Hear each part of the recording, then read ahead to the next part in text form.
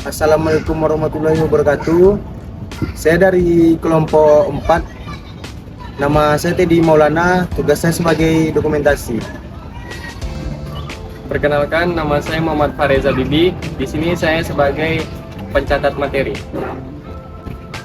Dan saya Wahyu Gunawan sebagai pewawancara. Terima kasih. Halo semuanya, kami dari kelompok 4 akan melakukan wawancara mengenai Idul Adha di Muhammadiyah. Oke?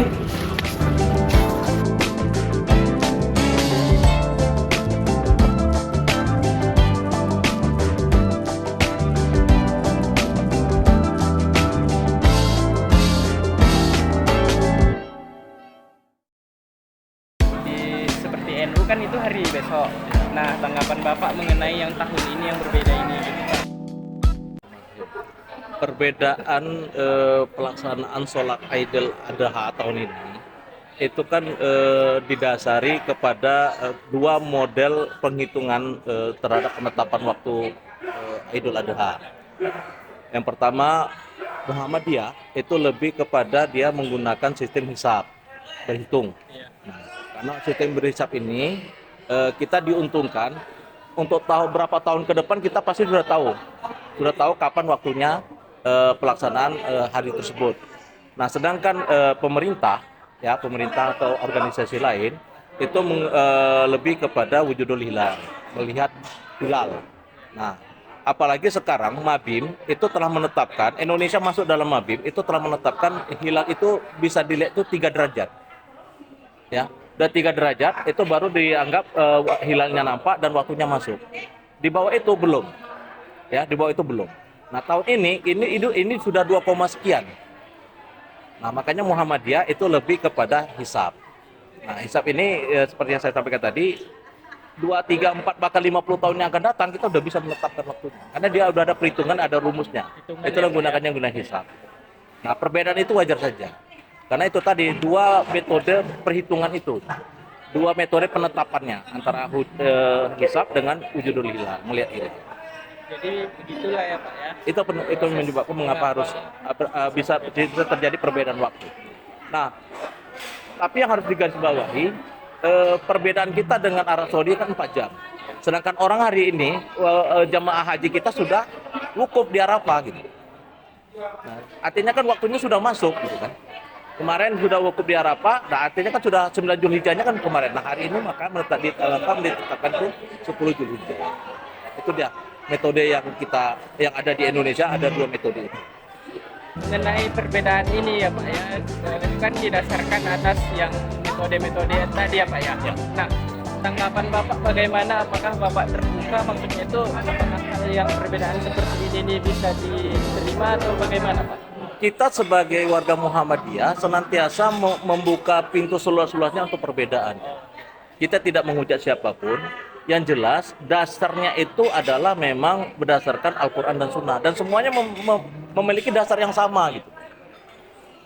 Hisab ada juga penentuannya di dalam Al-Quran, di dalam hadis. Kemudian wujudul hilal juga ada ditentukan dalam menggunakan dasar hadis.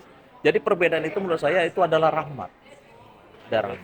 Tinggal bagaimana kita menyikapi perbedaan tersebut sesuai dengan keyakinan kita masing-masing.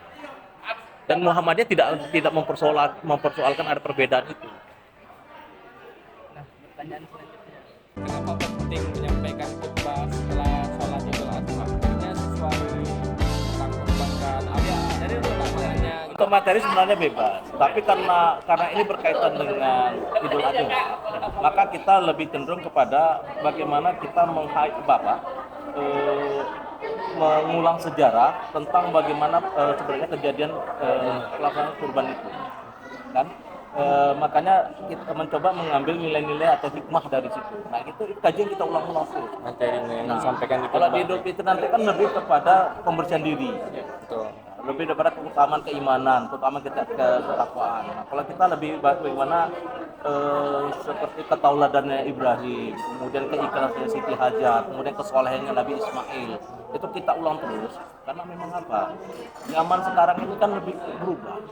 Seperti materi kita hari ini kan bagaimana seorang anak itu bisa berbakti pada orang tua, bagaimana kemudian orang tua bisa mengayomi anaknya itu sebagai kadar biologis, keimanannya tumbuh dari kalangan keluarga, bagaimana kemudian mengilmami kesolehannya Nabi Ismail yang begitu rela dengan hal yang mungkin tidak bisa dipandangnya secara langsung kan, tapi karena itu perintah Allah dan itu kaji diulang-ulang, itu bagaimana bisa menggugah supaya masyarakat itu bisa mengikuti yang saya sebut tadi, keteladanan Nabi Ibrahim, kemudian keikhlasan Siti Hajar dan kesolehannya Nabi Ismail.